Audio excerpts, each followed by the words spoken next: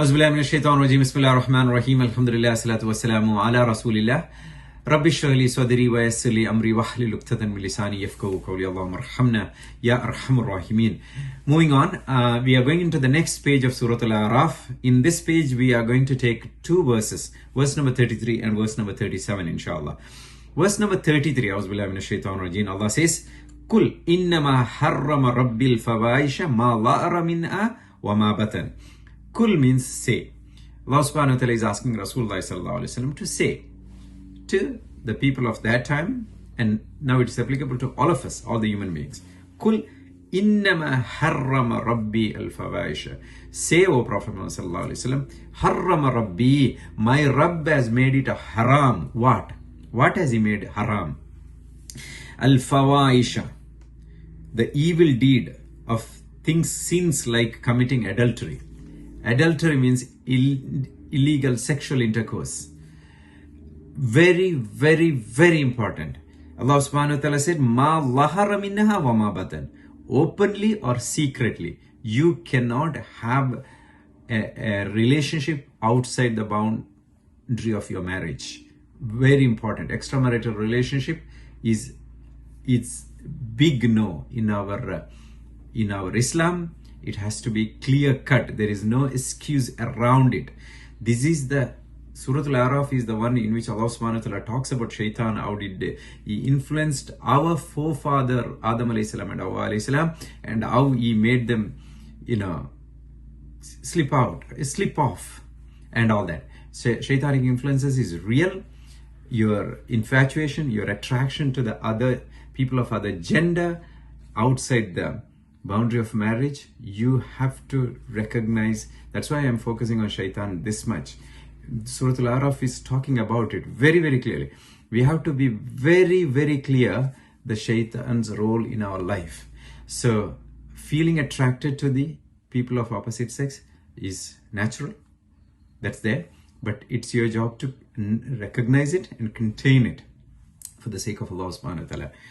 It's very important because extramarital relationship is happening, is destroying our families, is destroying our relationship, it's destroying our children, their future and all that.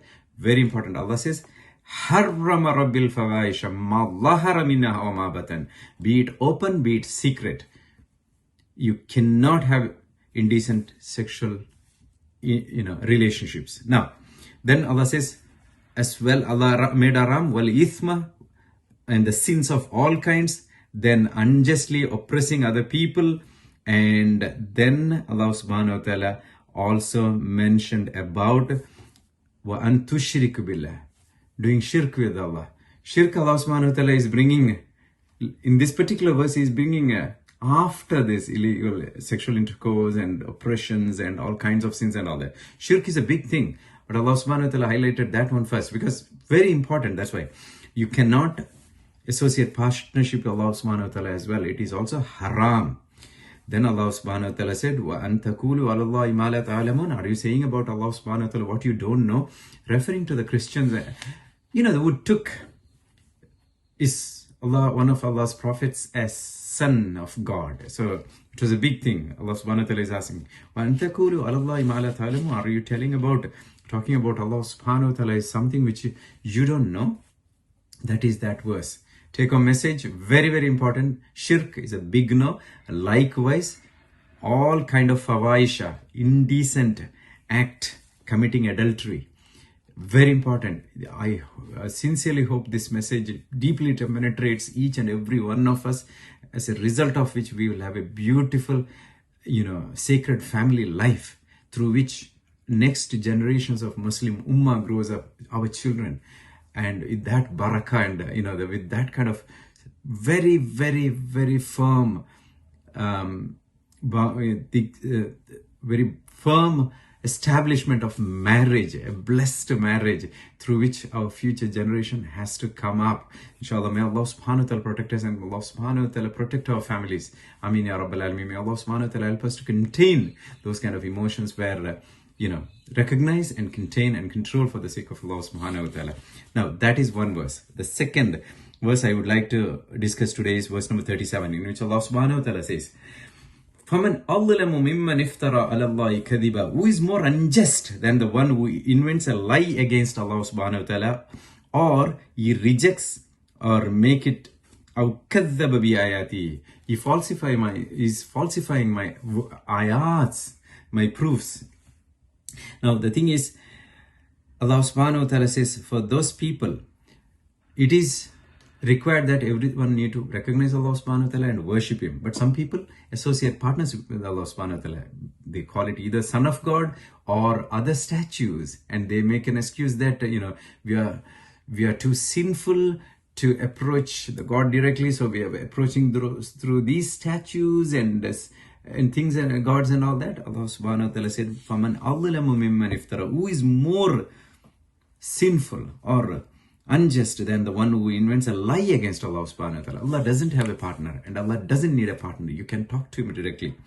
And then rejecting the ayats of Allah subhanahu wa ta'ala. There is so many ayats around us to recognize our Creator, but they are all denying it, conveniently forgetting or conveniently neglecting it. Allah subhanahu wa ta'ala says, أُولَٰئِكَ يَنَالُهُمْ نَصِيبُهُمْ مِنَ الْكِتَابِ.